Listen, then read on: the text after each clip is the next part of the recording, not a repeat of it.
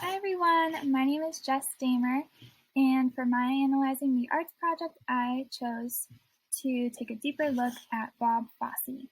Bob Fosse was a very famous choreographer and dancer, as well as director, and just a lot of other very talented things. I chose to look at Bob Fosse because I am a dancer myself. And throughout my dance career, a lot of my teachers drew inspiration from and referenced the work of Bob Fosse. So I was always hearing his name throughout my life, but I didn't know that much about him or a deeper analysis of his work. So I was really interested in doing that for my project. Here we go. So Bob Fosse was born as Robert Louis Fosse in Chicago, Illinois on June 23, 1927. He was the youngest of 6 children, so he quickly learned that in order to win attention from his big family, he had to do something special, so he started dancing. It was not long before he was recognized as a child prodigy, so his parents put him in formal lessons, and he really immersed himself in tap dancing. He suffered a lot of health problems throughout his life, especially throughout his childhood, but then also towards the end, basically his whole life. But even though he had to go through that, he was still super dedicated to dancing. By the time Bob reached high school, he was already dancing professionally in nightclubs in the area as part of their sleazy vaudeville and burlesque shows. He was really drawn to the sexually free atmosphere of these clubs, and as well as the strippers who danced in them, which is very interesting. He was just really into the dark humor and sexual tones, and he would later develop those themes in his adult work. After high school, Bob enlisted in the Navy, and he was only there for 2 years because shortly after he arrived at boot camp, VJ Day was declared, so World War II was officially over. So he spent his 2 years in the Navy, and then he ended up moving to New York City. So once he moved to New York City, he started choreographing shows and creating musicals. So his first choreographed show was called The Pajama Game, and he received his first Tony Award for it. And then he made a bunch more musicals and just like pieces of art, really, between the 60s and 70s. Some key terms and terminology throughout this presentation that I think are important are first choreography. This is the art of composing pieces of dance and planning and arranging the movements, steps, and patterns of dancers. Broadway, which a lot of you probably have heard of, is a unique blend of ballet, modern, and jazz. It is distinguished by its emphasis on exaggerated movement, high energy, and storytelling. So a lot of musicals on Broadway have to do with singing, dance, and acting.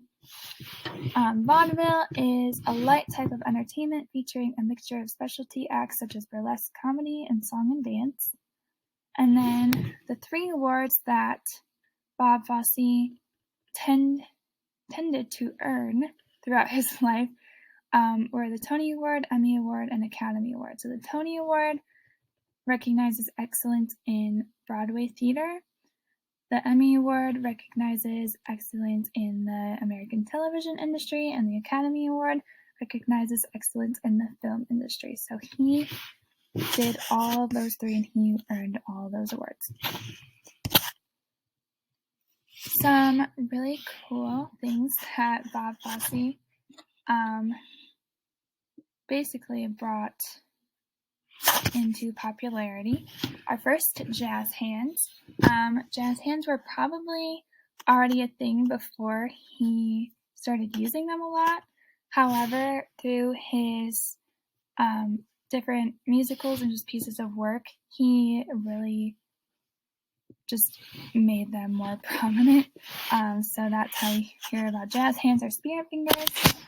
And then another thing that Bob Fosse was very famous for was his rapid fire film editing style. Before him, dance was always filmed in either a front-facing or overhead view, but through one of his first films called Sweet Charity, he introduced unique perspective shots and jump cuts, which is really cool. And then these film and editing techniques would become standard practice for music video directors so decades later. So people still use his ideas today. And then Bob Fosse has a very long list of motion pictures, musicals, and choreography that he played a very big part of, including the movie and musical Sweet Charity. He is the director and choreographer of that. The movie Cabaret, he directed that. Chicago, the musical, he wrote some of it. He directed the original Broadway showing of it, and he choreographed that as well. And then another one that might be a little popular is called All That Jazz, which he did the screenplay and directed. This was a movie about his life. So the first dance that Bob Fosse choreographed that I decided to look at is from the movie Sweet Charity, and it is a dance that has like 3 movements. It's called the Rich Man's Fugue. I decided to look at the first dance in those 3 movements, called the Aloof. So you can view that right here. Okay. So throughout the Aloof, there is one main female dancer amongst a bunch of other dancers, but you can tell that she's like the primary dancer throughout. So a big part of this dance has to do with body. So there's a lot of highlighted hands and wrists, as well as neck movement, head, and then eye movement, as well as using hair as a body part. So there's a lot of like whipping their hair around. And then there's a lot of curved body parts. So the dancers are moving their wrists in a way that is curving them.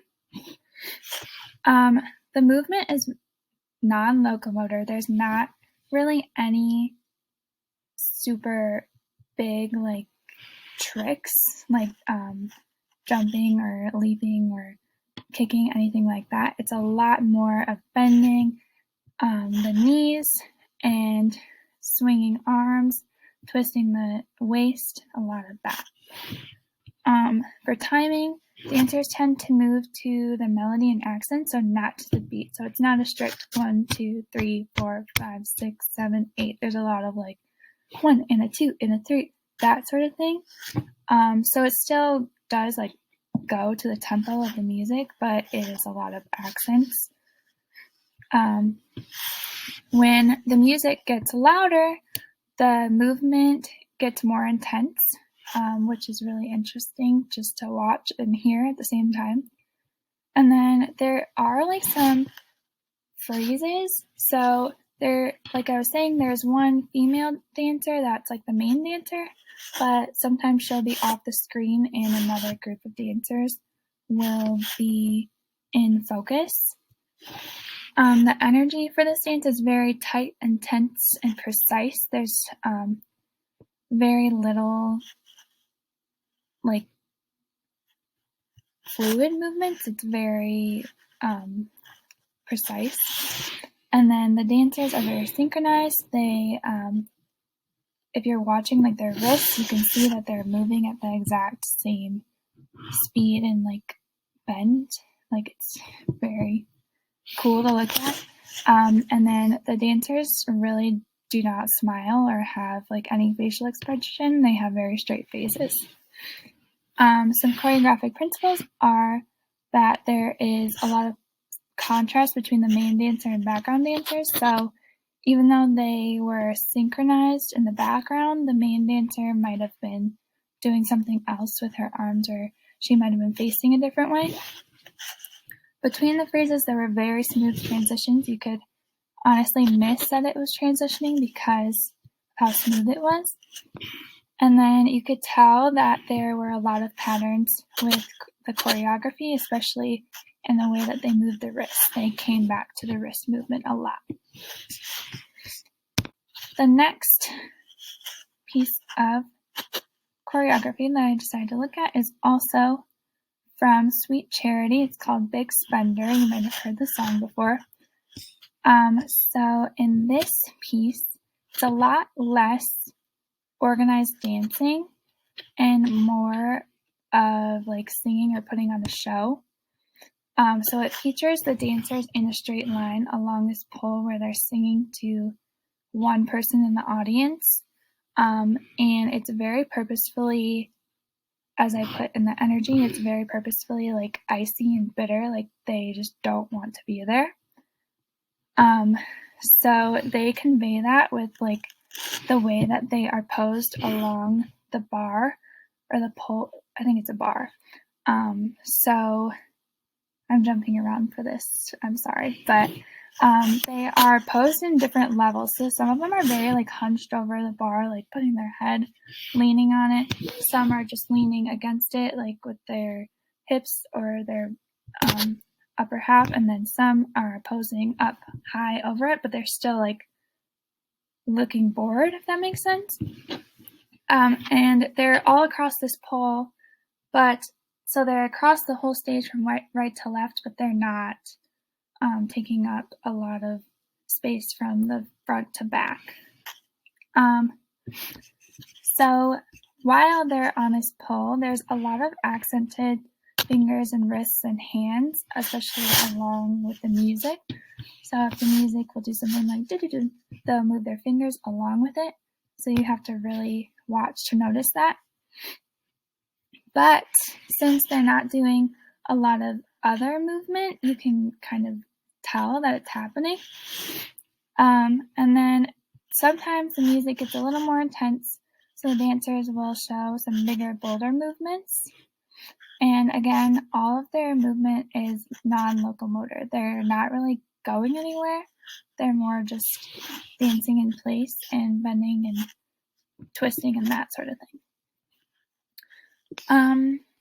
For the timing, they weren't really moving to the beat, instead on accents in the music.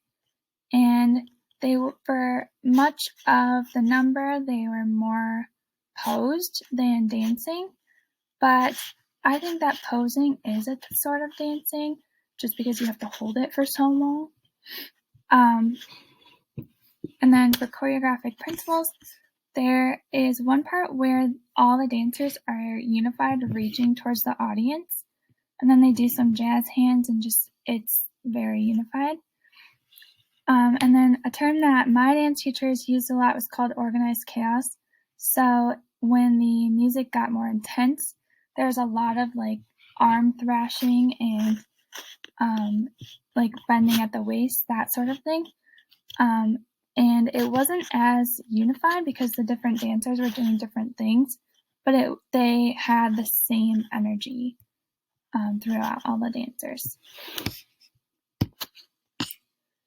So that was it for my presentation. This is my works cited with some websites that I used.